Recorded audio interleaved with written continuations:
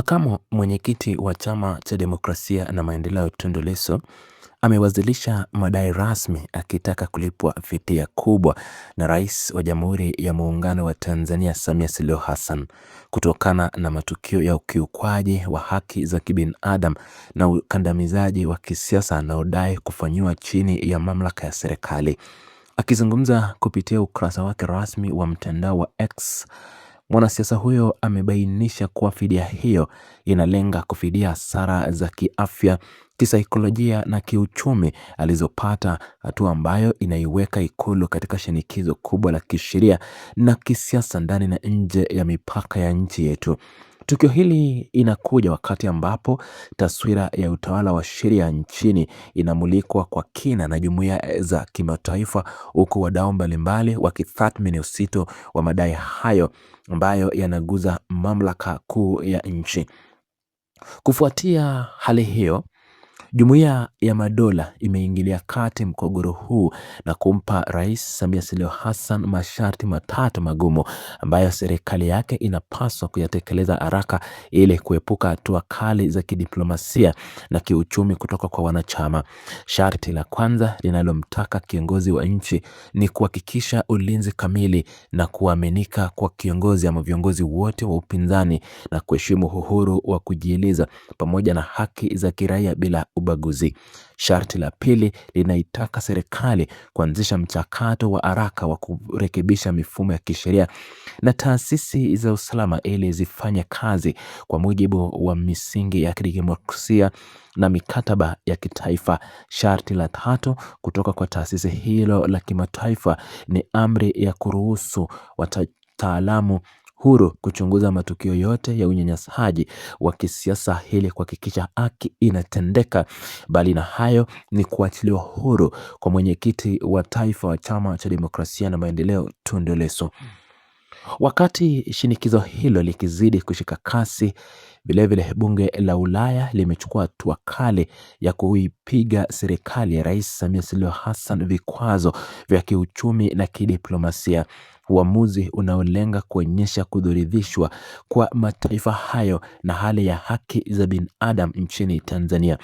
Vikwazo hivi vinajumuisha kusitishwa kwa baadhi ya misaada ya kifedha ya maendeleo, kuzuiliwa kwa akaunti za viongozi wakuu wa serikali waliotajwa kuhusika na ukiukwaji wa haki, pamoja na kuwekewa vikwazo vya usafiri kwenda mataifa ya Umoja wa Ulaya kwa maafisa wote wa ngazi ya juu ya serikali ya Samia Suluhu Hassan. Hatua hii inaleta athari kubwa za kiuchumi kwa nchi, hasa ikizingatiwa kuwa umoja huo ni mmoja wa washiriki wakuu wa kimkakati katika kufadhili miradi mbalimbali ya miundo msingi, miundo mbinu, afya na elimu nchini. Kupitishwa kwa azimio hili kudhaathiri mabadiliko makubwa ya mtazamo wa mataifa ya Magharibi kuelekea serikali iliyopo madarakani. Katika hatua nyingine inayozidisha dhoruba ya kidiplomasia, Seneti ya Marekani imeamua kutathmini upya ushirikiano wa kimkakati na kiusalama kati ya nchi hiyo na Tanzania, ikiweka masharti mapya na magumu kutokana na shinikizo kubwa la kutaka kuachiliwa huru kwa Tundu Lissu. Kamati ya mambo ya nje ya Seneti imebainisha kuwa uhusiano wa kihistoria kati ya pande hizi mbili hauwezi kuendelea kama kawaida iwapo misingi ya demokrasia na haki za viongozi wa kisiasa inaendelea kukandamizwa. Masharti hayo mapya yanahusisha uhakiki wa mikataba yote ya kibiashara, ushirikiano wa kijeshi na misaada ya kibinadamu kupitia mashirika ya kimataifa, ambapo utekelezaji wake sasa utafungamanishwa na hatua zitakazochukuliwa na serikali kurekebisha hali ya kisiasa. Uamuzi huu unaonyesha wazi kuwa nchi hiyo iko tayari kutumia nguvu yake kushurutisha mabadiliko Tanzania. Mbali na mapigo haya kutoka nje ya mipaka, mtikizo mkubwa umejitokeza ndani ya chama tawala, ambapo baadhi ya wajumbe wa halmashauri kuu ya Chama cha Mapinduzi wamejitokeza na kumkataa Rais Samia Suluhu Hassan na kumtaka Rais Samia Suluhu Hassan kumwachilia huru Tundu Lissu bila masharti yoyote. Wajumbe hao wanabainisha kuwa kuendelea kushikiliwa au kushirikishwa kwa mwanasiasa huyo wa upinzani kuna kipoteza chama sifa na kukileta lawama kubwa mbele ya wananchi na jumuiya ya kimataifa, hali inayoweza kuathiri ushindi katika uchaguzi zijazo. Hatua hii isiyo ya kawaida ndani ya chama tawala inadhihirisha uwepo wa mgawanyiko wa kimaoni kuhusu namna ya kushughulikia upinzani, huku kundi linalounga mkono maridhiano likionya kuwa nguvu kubwa inayotumiwa na vyombo vya dola inaharibu taswira ya taifa. Shinikizo hili linatajwa kuwa ngumu zaidi kwa kiongozi wa nchi sasa. Mwenendo huu wa matukio unaonyesha kuwa serikali imeingia katika mkwamo mkubwa wa kidiplomasia ambao haujawahi kushuhudiwa katika miaka ya hivi karibuni, kwani unachanganya shinikizo la kiuchumi, kisheria na kisiasa kwa wakati mmoja.